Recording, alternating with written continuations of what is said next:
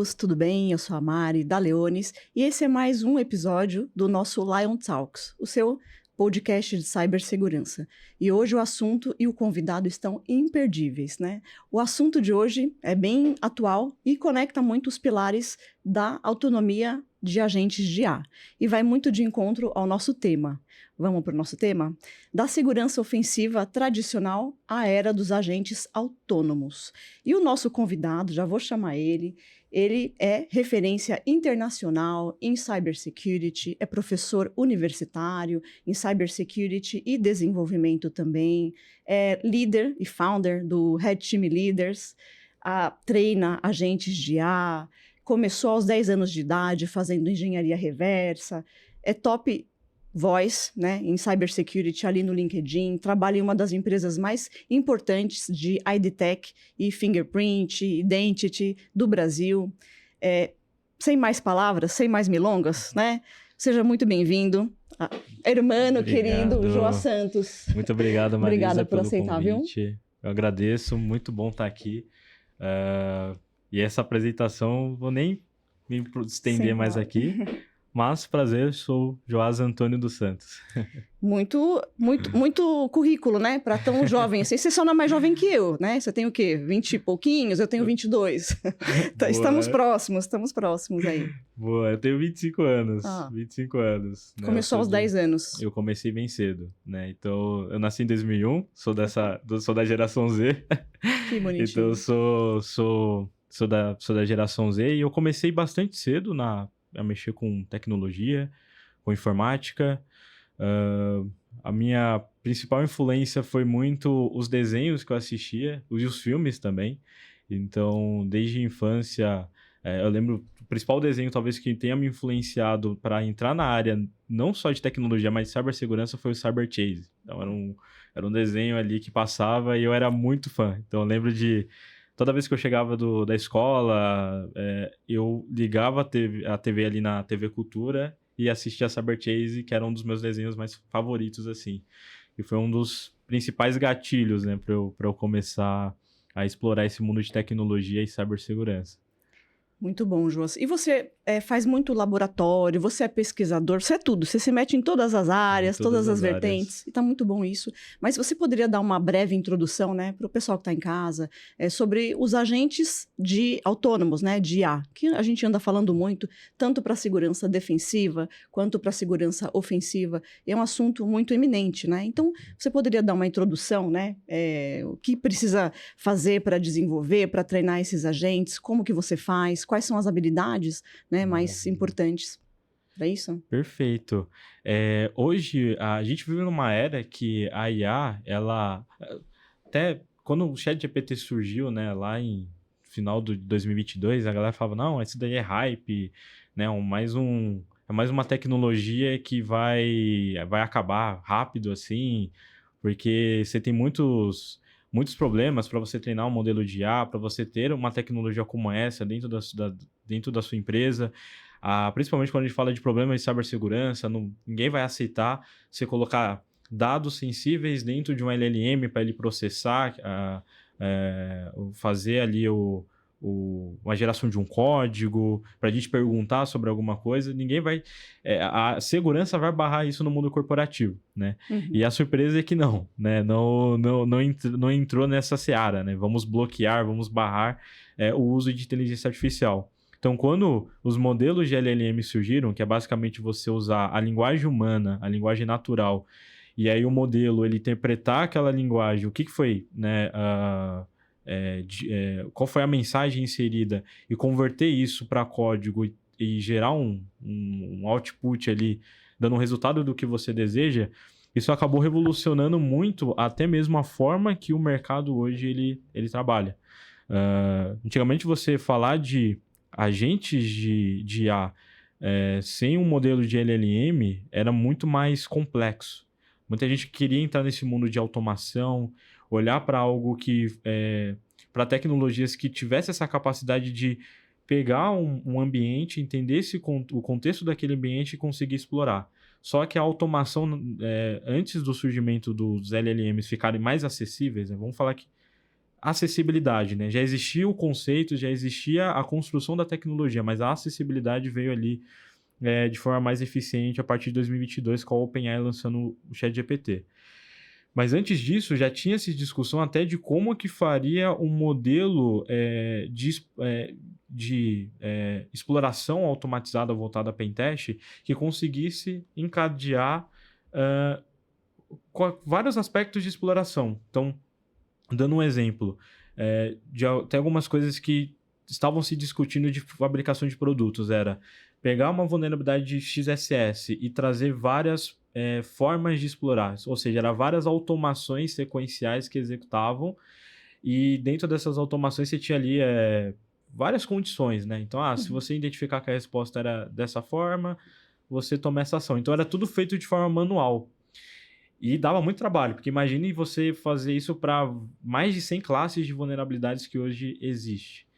E aí é onde começou a traçar essas discussões, o mercado ele começou a olhar para IA, os modelos de inteligência artificial que hoje existem, e a construir agentes ofensivos em cima desses modelos, porque eles entenderam que a capacidade cerebral, né, que é a inteligência artificial que os modelos hoje possuem, resolveria esse gargalo de hipóteses, probabilidades, de contexto, porque a própria inteligência artificial, os próprios modelos de IA conseguiriam entender, processar e, com base em contextos definidos, tomar uma ação de exploração em cima disso.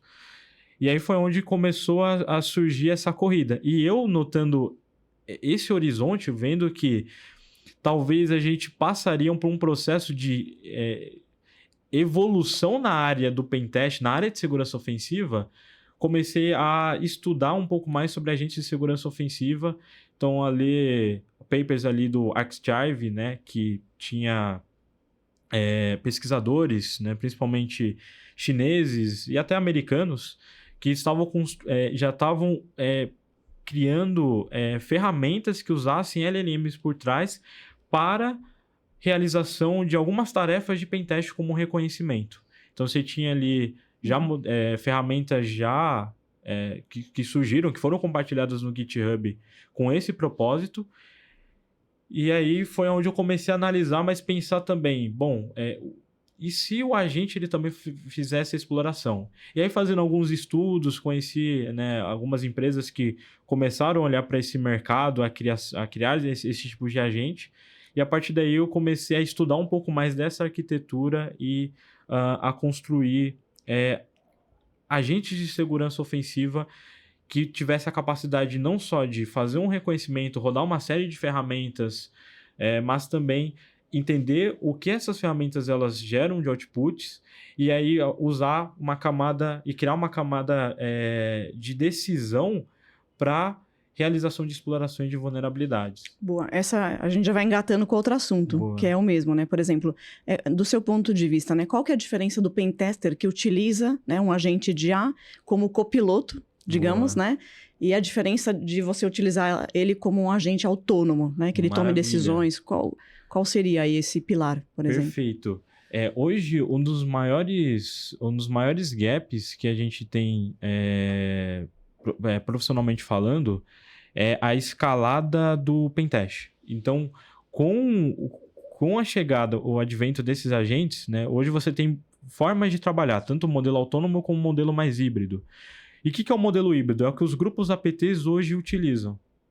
Os grupos de ameaças avançadas, como que eles fazem? Eles pegam um modelo de IA, ou até aqueles modelos que a gente fala que são modelos com jailbreaks, ou seja, que eles quebraram as proteções, e usam esses modelos para realizar explorações. Só que eles sempre estão ali passando os prompts, né? Os contextos que são necessários para que o agente de IA comece a executar e fazer os testes, e eles estão na tomada de decisão. O famoso sim ou não ali, que às vezes os agentes de IA, eles perguntam, né? Os LLMs, eles fazem. Né? Você quer executar essa tarefa, sim ou não? Então, o híbrido, ele fica muito nessa parte onde o humano, ele intervém, até mesmo para não sair do escopo, ou sair ou sair do lugar ali que acabe afetando até mesmo a operação, o teste Para que seja um teste mais controlado, tenha um man in the middle, por exemplo, ou o agente ele já é capaz, por exemplo, de fazer? O que o agente ele tem a capacidade de fazer é relacionado a algumas técnicas mais específicas, né? Ele consegue executar comandos de um terminal. Então, você tem ferramentas que são utilizadas para man in the middle, né? Eu vou pegar os exemplos mais tradicionais de ferramentas, o Ethercap, o man in the middle... o man in the middle proxy, um Bettercap, tudo depende de onde você quer fazer ali o processo, né? E tudo mais, né? Vamos falar também, hoje, até o Evil Ginks, que faz o adversário, que é o conceito de adversário in the middle, né? Que foi reformulado. O man in the middle. São as mesmas coisas, mas hoje para quem for pesquisar, vai encontrar lá adversário in the middle, né? E todas essas ferramentas, elas fazem algum redirecionamento, algum controle do tráfego. E o que acontece? Os agentes já podem executar e subir toda essa infraestrutura e até mesmo criar scripts para potencializar essas ferramentas. Em casos muito particulares, eu usei, por exemplo, o Evil Ginks com um agente de IA para justamente ele subir a infraestrutura e construir o que a gente chama de fishlets, que são os arquivos de phishing que é usado por essa ferramenta para fazer o phishing funcionar, para executar o phishing em cima de uma aplicação, de algum site específico que eu tenho como alvo. Então, hoje os agentes já têm essa capacidade porque ele tem os agentes já conseguem se comunicar com o terminal, ele já consegue interagir com o terminal. E aí, se você entrar em outros pontos também, falar de MCP, que é um modelo já que você consegue integrar uma ferramenta específica, sei lá, uma ferramenta de debugger, como um AIDA, um Ghidra, e conectar essas ferramentas no seu LLM, você já consegue fazer até mesmo engenharia reversa, eu não vou dizer de um nível de um especialista, né? Mas você já consegue fazer já consegue fazer análise de um malware, de um binário com muito mais eficiência e muito mais rapidez do que você pegar ali o binário, subir nessa ferramenta e fazer um olhar mais, manualmente. Porém, existe o olhar clínico do profissional, da experiência que ele tem, que vai complementar nesse uso. Por isso que hoje a IA híbrida, ela talvez é um aspecto que está sendo mais adotado no contexto de uso dentro do mercado de trabalho, né? Os profissionais estão utilizando. E aí o autônomo, ele já difere, né? Porque você já deixa a IA executando, só que você tem um quê? A gente chama de harness, né? O que é o harness? É toda a infraestrutura por trás. Eu gosto de usar esse paralelo, né? A gente tem o nosso corpo, né? O corpo humano, que tem todos os braços, o organismo e tudo mais, que faz o funcionamento, e o cérebro. O cérebro é o que que gera as ondas cerebrais para a tomada de uma ação, algo específico. Então, o corpo, ele se torna um harness. A gente chama ele de harness, que é toda a infraestrutura, que faz o gerenciamento de memória, que faz todo o processo de contexto, onde a gente escreve o prompt, né? E aí, quando a gente escreve o prompt, está escrevendo no harness, ele manda para o LLM, que é o cérebro, que vai processar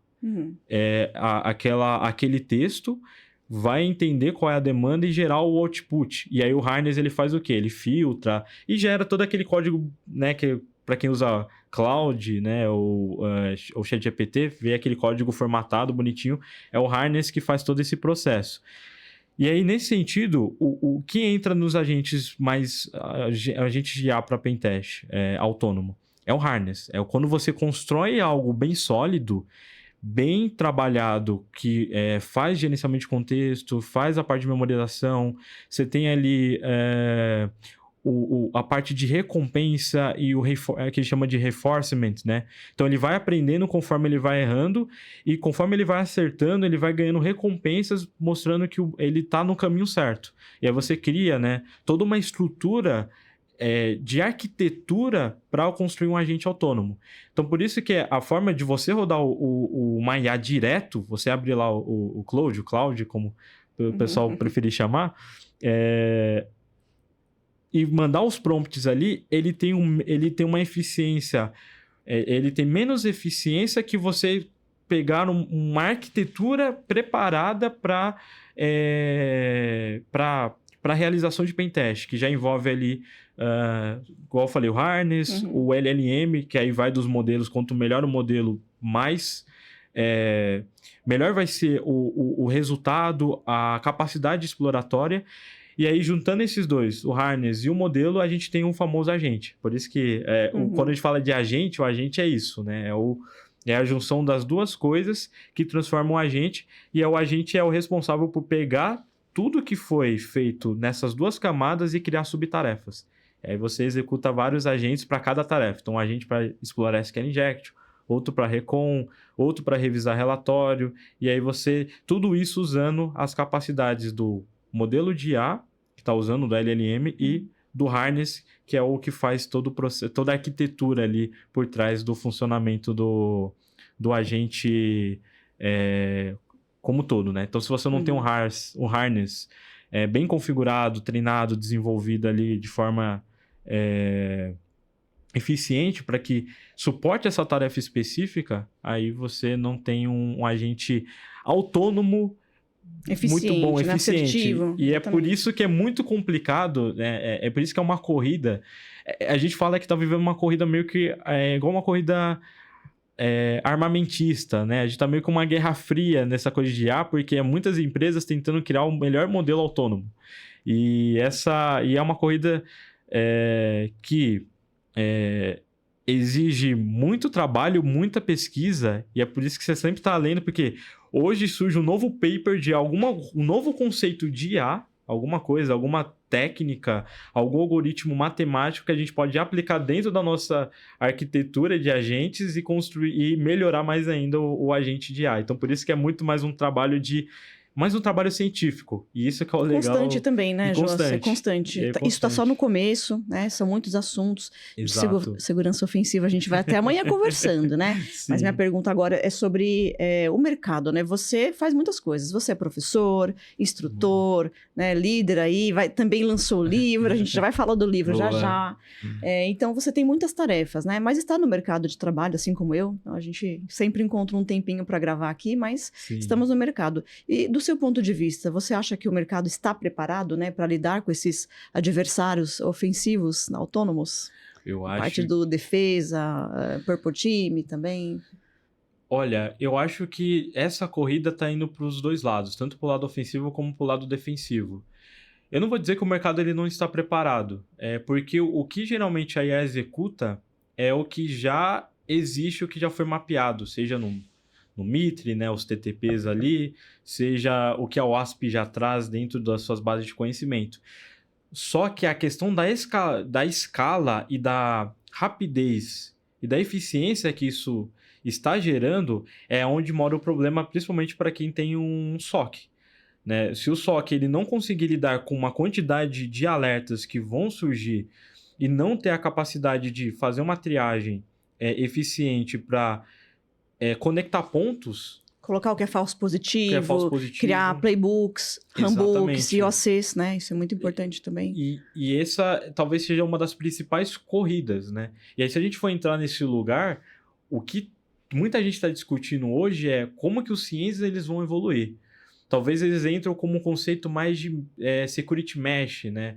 Que é basicamente criar uma pipeline rica de dados. Então, você pega dados de todas as fontes e, a partir disso, você colocar um motor de IA treinado, né? Um agente de IA, né? Para Blue Team, que vai entender todo esse contexto e, óbvio que assim, pode ser...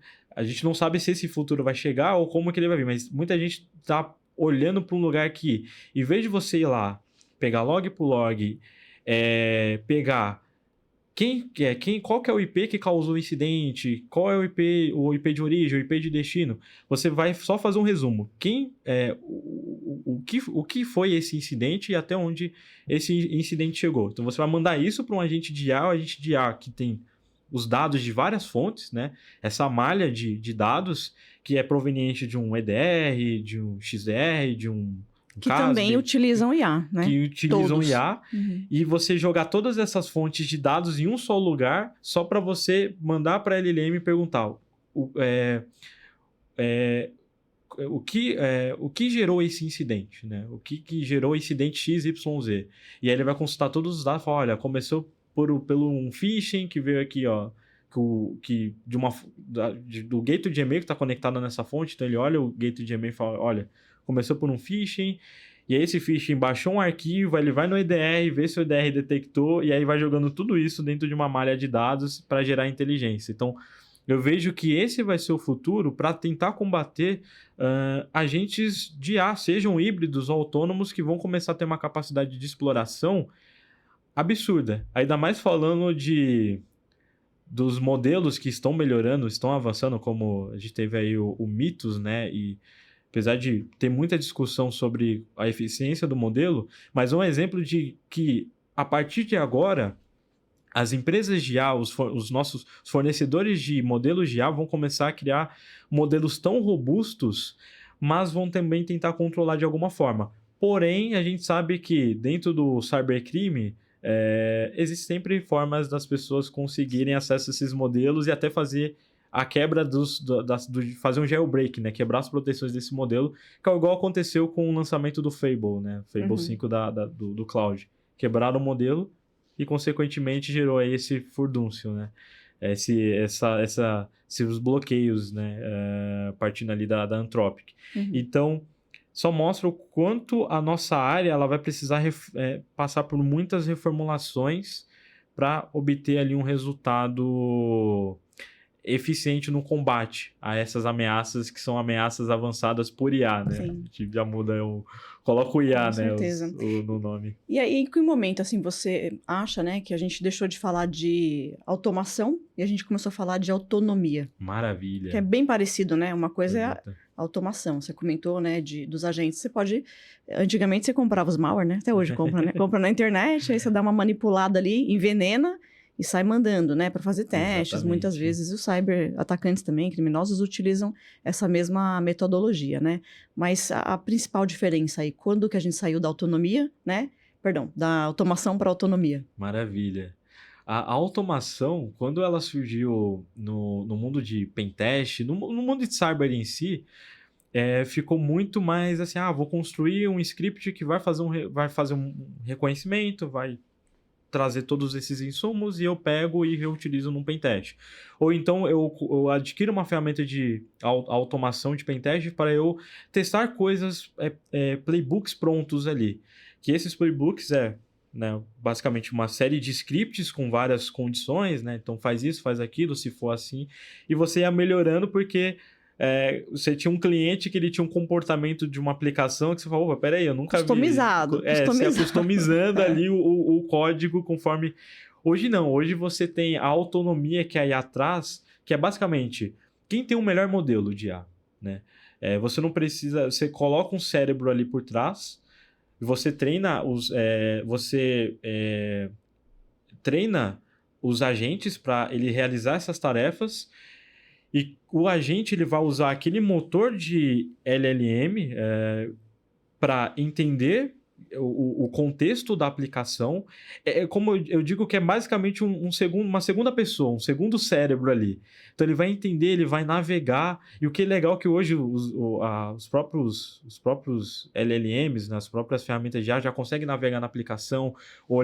Enquanto isso, ele já está olhando o código-fonte, ele está fazendo paralelos ali entre a requisição, o código-fonte, ele analisa a resposta e ele vai determinar qual que é a vulnerabilidade mais eficiente naquele quesito de exploração. Então, acho que aqui pode ser uma possibilidade de uma SQL injection, de uma injeção de comandos e etc. Então, ele entra nessas possibilidades, o que ele achar que é mais real para conseguir explorar, ele executa um agente paralelo que vai tentar fazer uma SQL injection.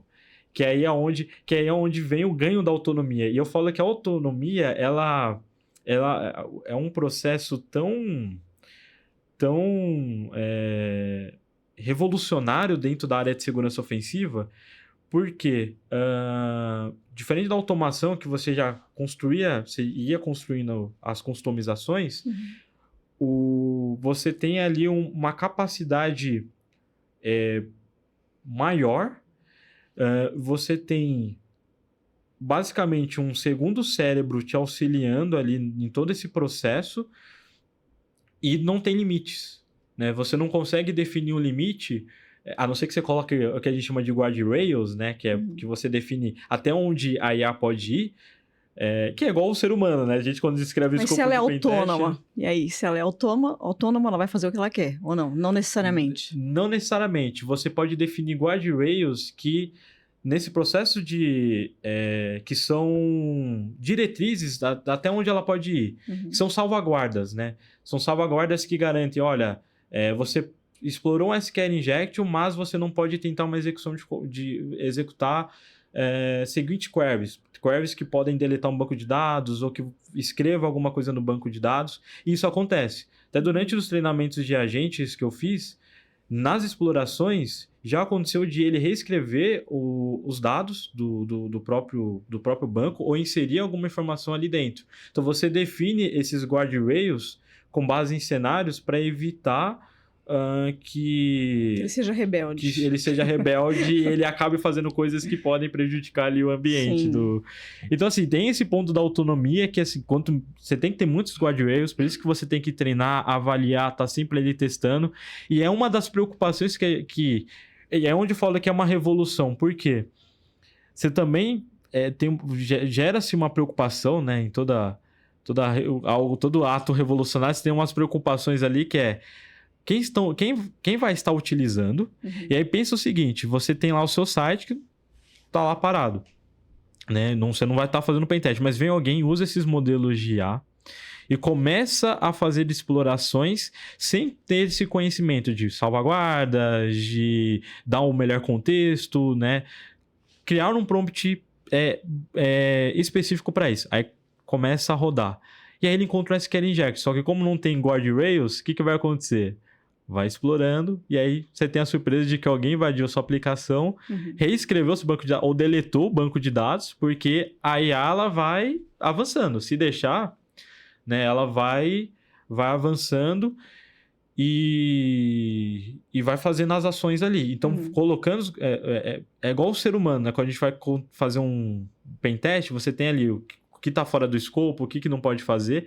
A IA precisa também ter isso. Justamente para que não haja problemas depois, né? Então, tem esse ponto. Já puxa outra pergunta, que a gente está falando sobre cérebro, né? Então, assim, quais as capacidades humanas, né? Ainda, todavia, é difícil para um agente de IA reproduzir numa operação ofensiva, né? Porque a gente sabe que a gente não está falando só de pentest. Então, às vezes, um red team, por exemplo, né? Numa operação ofensiva, criatividade, contexto, o que é mais difícil hoje ainda, né, para IA reproduzir? Eu falo que é mais um mindset, a malícia, né? O ser humano talvez seja de todas as espécies, né, a espécie mais maliciosa que existe. Então, a malícia, ela sempre vai ser o ponto principal ali. E o que a IA ela torna? Ela potencializa a capacidade do ser humano na realização de tarefas. Então, algumas coisas que você pensava, nossa, hoje naquela época era impossível construir um script ou uma ferramenta que fizesse tal ação, porque eu ia dedicar 6 ou até 1 ano fazendo aquilo, né? E hoje você consegue fazer em 1 semana, ou dependendo do quanto você gaste ali com IA, você pode fazer em dias. Então, você aumentou a capacidade do ser humano, mas hoje quem que pilota a IA é o ser humano. Quem manda os prompts, quem cita os contextos, quem escreve para onde ela vai ir é o ser humano. Se você não tem um conhecimento técnico essencial ali, seja base, fundamentos em tecnologia, conhecimento em arquitetura de software, engenharia de software, né? todo esse conhecimento estratégico e técnico, você vai ter você pode usar a inteligência artificial, mas vai acabar gerando muitos danos para dentro da empresa. A gente pega muitos exemplos. Rodei a IA, mas não defini os limites para onde ela ia. E aí ela reescreveu o banco de dados, igual aconteceu o caso da Amazon, né? Uhum. Ali no AWS, acho que centro de custo lá da AWS, né? O explorador de custo da AWS, que deixaram a IA ali rodando e ela acabou apagando, reescrevendo o banco de dados. Ela reescreveu o código. E aí você pensa e fala, bom, e agora? Eu tinha um produto, a IA, por autonomia própria, reescreveu. Mas tudo depende também da como ali o humano por trás, ele operou aquela ferramenta, aquele recurso. Uhum. Então, tudo vai ser mais relativo a como o humano ele pilota e ao conhecimento que ele possui. Então, por isso que hoje, mesmo uma IA sendo autônoma, humanos ainda estão treinando, estão melhorando a ferramenta. Então, ainda a capacidade humana ainda é algo bastante estratégico dentro das empresas. Lógica de negócio, tudo Lógica isso, de né? negócio, Claro, ajuda, tudo isso. a IA ajuda, mas é necessário, né? Pensar dessa forma diligente, né? E o que significa pensar nos dias atuais, né? Atualmente, o que significa, do seu ponto de vista, pensar como um atacante, né? O que eles precisam enxergar que as empresas frequentemente não estão enxergando, por exemplo, delas mesmas? Hoje, as empresas elas estão buscando muita aceleração. Eu quero acelerar, eu quero construir negócio, eu quero que o meu negócio bata o da concorrência. E com a IA, né, você tinha empresas que estavam aqui e empresas que estavam aqui. Com a IA, essa empresa que estava aqui, ela começou a falar, bom, agora eu consigo chegar até aqui. Só que qual que é o preço que você vai pagar para chegar até aqui? É onde o atacante ele olha e fala, o preço que as empresas estão pagando é mau gerenciamento de cadeia de suprimento. E ele olha, bom, se eu não posso atacar essa empresa diretamente, eu vou atacar o que fornece os recursos para ela. Então, já esse é o primeiro ponto. Esse é o mindset que o atacante está tendo. Não preciso ir pela porta da frente, eu posso ir pela porta dos fundos. Eu posso ir pelo meu vizinho, pelo vizinho do seu vizinho, cavar um túnel e entrar Mas você acha que empresa. A IA já está conseguindo pensar dessa forma? A IA, ela consegue pensar se você der uns insumos o suficiente para ela olhar para esse lugar. Então, se você, por exemplo, conhece que aquela empresa ela tem um fornecedor específico, aquelas tecnologias específicas. E hoje, até falando hoje em dia, poucas empresas que não usem uma tecnologia de outra empresa, né? Não tenha nada dentro do parque ali. Então, você vai numa vaga de emprego, aí você olha lá, requisito, saber operar a ferramenta XYZ, conhecimento de RP XYZ, bibliotecas XYZ, né? Então, peraí, se a empresa usa essas bibliotecas, se ela usa essas tecnologias, por que eu não tento comprometer essas tecnologias que podem ter mais lacunas, mais brechas, para eu alcançar essa empresa? E aí, por isso que a gente está tendo muitos vazamentos de dados em nível de produto, né? Produtos que foram construídos ali, você tem grandes vazamentos de dados porque esses produtos não olham para aspectos de segurança, ainda mais falando de vibe code. Mando prompt, construo meu SaaS, publico e eu não ligo para a segurança. Então, e aí começa a gerar esses problemas. Você tem lá banco de dados com senhas fracas, você tem vazamento de segredos, né, chave de API, tokens de autenticação indo para o GitHub, ou até mesmo no código-fonte da página. E tudo isso, o mindset o atacante ele evolui o mindset para pensar, bom, eu não preciso mais olhar só para aquela empresa, eu posso olhar para quem fornece algum recurso tecnológico ou para algum produto que aquela empresa utilize e eu tentar comprometer através desse lugar e fazer movimentações ali laterais dentro do ambiente, até chegar no alvo que eu desejo.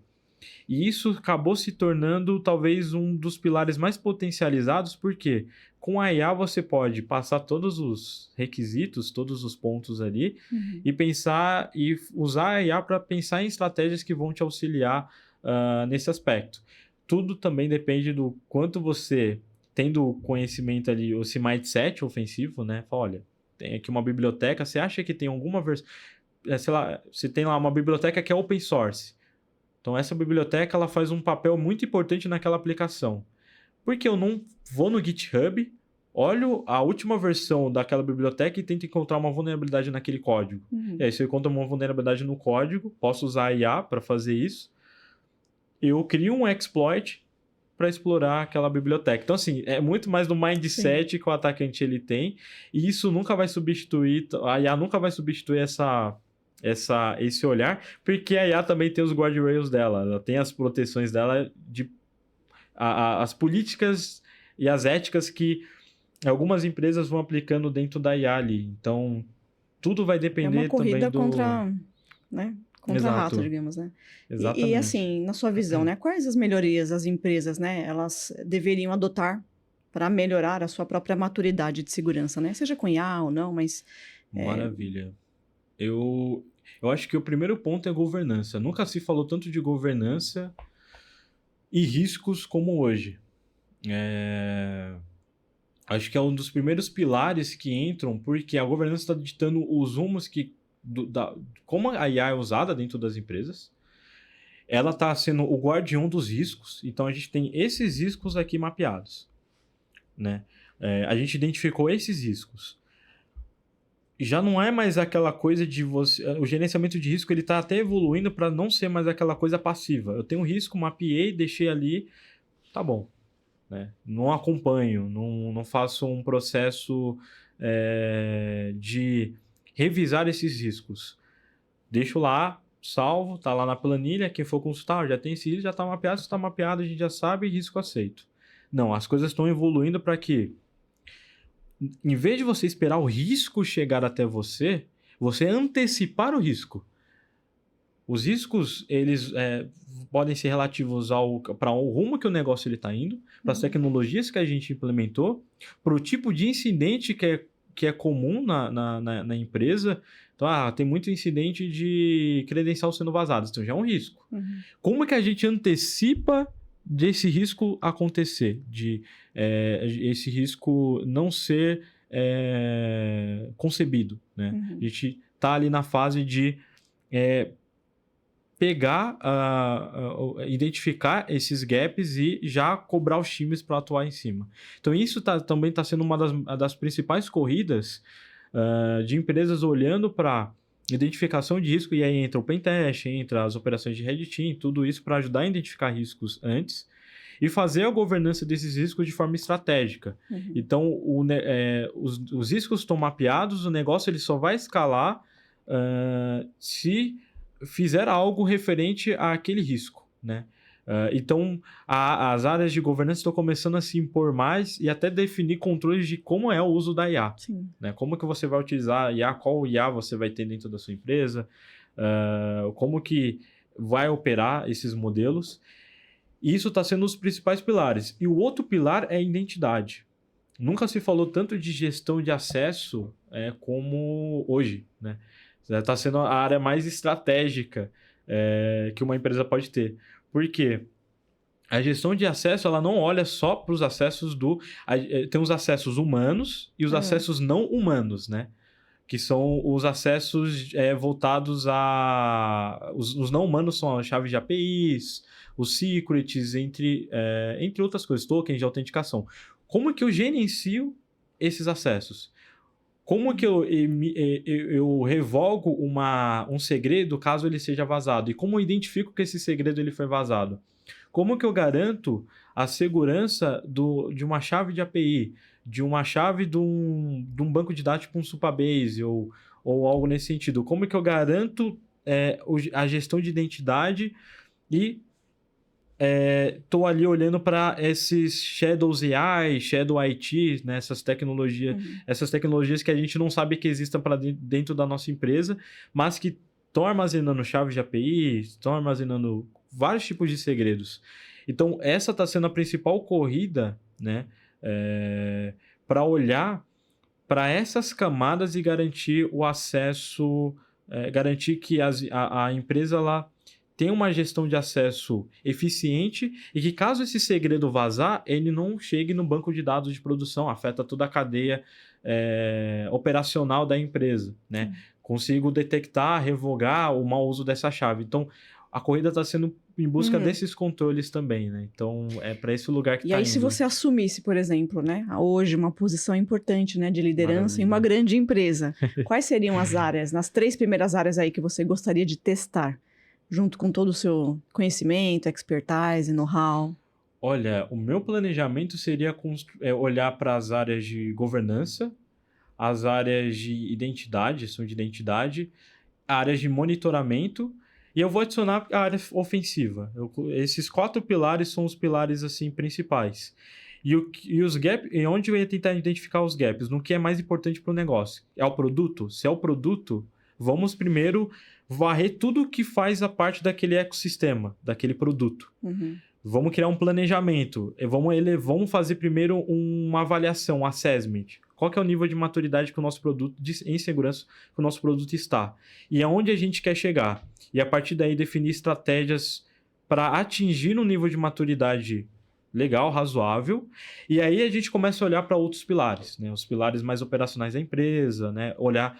E óbvio, eu tentaria encaixar ali o lado humano também, mas vai depender muito do negócio que eu esteja. Se o negócio... o risco humano ele é menor do que o risco em cima do produto, aí eu olharia para o produto. Mas eu não deixaria o ser humano de lado, até por conta dos insiders, do processo de conscientização, do uso das ferramentas e evitar... E que o humano também, ele que faz o suporte ao produto, né? Então, ele que faz as PRs para subir o código-fonte a melhorias do produto. Então, como que eu defino controles nessas camadas? Camada humana, mas camada tecnológica. Então, tentaria criar uma estratégia justamente olhando para esses 2 pilares, né? Porque não podemos deixar de olhar para o pilar humano também. E aí construiria tudo em cima disso. Mas seriam essas 4 áreas seriam as áreas que toda a empresa inteira. contrataria. Testa tudo. Mas eu olharia principalmente o produto. Produto principalmente. Vamos falar um pouquinho do seu livro. Claro. Você que construiu, né, conseguiu construir uma carreira, né, juntando essa visão técnica. Não sei se dá para pegar o livro aqui do Joas. Esse é o número 19 já? Porque eram 18 livros, né? 18. Na verdade, você está jovenzinho, então. Esse livro... Com esse livro vai ser 20. Opa! Tem mais um livro de agentes de IA que está sendo construído, segurança em IA, Quero autografar. pentest, pode deixar. E tem um livro voltado a malware, desenvolvimento de malware também, e um outro de kernel de Windows, né? Windows internals na prática. Então tem esses 3 livros também que já está no gatilho, que já está tá no processo de publicação. Mas esse talvez aqui seja um dos principais, ainda mais falando nos dias de hoje, que quando a gente fala de operações de Red Team, é uma coisa que ainda tem muitos gaps. Sim. As pessoas confundem Red Team com Pentest. E a ideia, né, tanto o volume 1 e o volume 2, é justamente dar direcionadores, e até que fala que é um guia básico para as suas operações de Red Team, que é direcionar vocês, para quem está lendo o livro, como construir um Red Team e como que funciona uma operação de Red Team na prática. E aí eu deixo alguns exemplos técnicos também, né, para entender também essa diferenciação. Então, o Red Team ele olha para a evasão dos mecanismos de defesa, né, enquanto o Pentest ele só é identificação e exploração de vulnerabilidade e avaliação do impacto daquela vulnerabilidade. E eu deixo esses paralelos para o leitor entender o que difere, né? Apesar de Pentest ser uma tarefa secundária do Red Team, mas o Red Team ele tem todo um mundo ali mais específico, né? Você é o cyber atacante da sua empresa, você está olhando para tudo, né? Para todos os horizontes. E aí também contempla, né, todas essas expertise, né? Um é melhor aí numa engenharia social, o outro também no delivery, por exemplo, seguindo as etapas do Q-Chain, né? Na parte de artefatos maliciosos, que não é tão fácil de fazer. Exatamente. No teste físico, né? Às vezes você tem uma habilidade num pentest web, mas é difícil, né? Fazer essa junção de várias habilidades ofensivas em um profissional só. Isso é muito raro. Por isso a gente chama de Red Team, né? Então, pessoas ali dentro da equipe. E aí você também tem uma presença muito forte, né? Escritor, é professor universitário, tem, sei lá, acho que 150 mil seguidores no LinkedIn. Você conseguiu fazer essa junção digital. E que conselho você daria, né, para quem também quer construir esse mesmo legado que você está construindo ainda, é muito jovem, mas sem perder a profundidade, né? Profundidade técnica, né? O repertório. Maravilha. Maravilha. Assim, bom, eu sei que tem muita gente. Eu tenho muitos amigos também, assim, que construíram legados, né, muito grandes, e um dos conselhos que eles sempre me deram, até no início de carreira, é sempre. Um dos principais pilares sempre foi o networking. Não adianta você ser muito bom tecnicamente, você ter muito conhecimento, muita coisa que você quer construir ali, mas se você também não tem pessoas e não tem contatos ali que vão te ajudar nessa jornada. Então, esse é um primeiro ponto, até falo para quem quer construir algo e para a vida, né? De carreira, né? Não olhar somente pro... na Pra verdade, fama, pra digamos, né? fama, Isso. exato, E esse exatamente. é o pior, que você se perde, né? Porque é difícil estar em tudo, né? E estudar, porque Exatamente. assim, a nossa área, assim como vários âmbitos, né, é muito complexo. Tudo é muito complexo. O que a gente está conversando agora, daqui a um ano, de repente, já não serve mais, né? A gente precisa Exato. se atualizar, isso é constante. Você estuda, todo mundo estuda, então é complexo. E esse ponto que Marisa, você falou, que a melhor forma hoje também de você aprender algo é repassando o conhecimento. Se você guarda para si mesmo, aquele conhecimento morre, então você tem uma coisa muito legal, mas que você não quis passar para frente, ou foi muito nessa coisa né, ir mais pela fama, e deixar muitas coisas de lado, sabe? Para quem quer ser um profissional de cibersegurança, quando você está nesse momento de construção, momento de criar coisas, de estar ali junto com pessoas, você está desenvolvendo não só o seu lado de network, mas também desenvolvendo o seu conhecimento para quando você for assumir posições mais estratégicas, você tenha tanta bagagem que vai te ajudar. Então, hoje, para quem está querendo iniciar na área, ou para quem já está na área, mas quer começar a construir algum legado ou algo nesse sentido, comece a ensinar o outro. Acho que esse é o primeiro ponto. A gente tem muitos gaps de professores, né? Hoje quase não é todo mundo que quer ser professor, que quer dar aula, quer estar numa sala de aula ensinando pessoas. E se você tem essa vontade, eu recomendo muito. Vá, seja professor, ensine o conhecimento que você tem e quer compartilhar, né? Crie algo legal. E seja essa pessoa que vai estar ali dentro do mercado sempre buscando algo a mais, né? Nunca fique preso somente a uma área. Eu sou só um profissional de segurança ofensiva, eu não quero saber de gestão de identidade de acesso, não quero saber de Blue Team. Isso limita a sua carreira e limita até mesmo a sua forma de enxergar as coisas. Então, para quem hoje quer entrar na área, tem até um conceito chamado especialista generalista, né? Entenda a cibersegurança. Cibersegurança não é só segurança ofensiva, não é só SOC, não é só gestão de identidade de acesso, não é só GRC. Cibersegurança é tudo, é um ecossistema. E você entendendo o todo, né, mas se especializando em alguma coisa, então, eu sou de segurança ofensiva, mas como eu tenho bagagem em outras áreas, isso me ajuda no meu mindset ofensivo e nas execuções das minhas tarefas, porque eu até consigo ter discussões mais estratégicas com outras áreas. Sim. Porque eu entendo cibersegurança como um todo. Então, do seu ponto de vista, assim, o profissional mais valorizado aí nos próximos anos, qual seria? Esse profissional generalista mesmo? O generalista. E o mundo tá indo... O que é IA, a gente fala, IA é generalista, né? Uhum. E tá todo mundo ali, né? Nos prompts e tudo mais. Só que se você não souber se movimentar nas áreas, não souber traçar discussões, que esse é o perfil, o soft skill, conversar. saber traçar discussões estratégicas dentro de uma empresa. O lado técnico, ele é importante. Se você for muito bom tecnicamente, você vai dar bons prompts ali.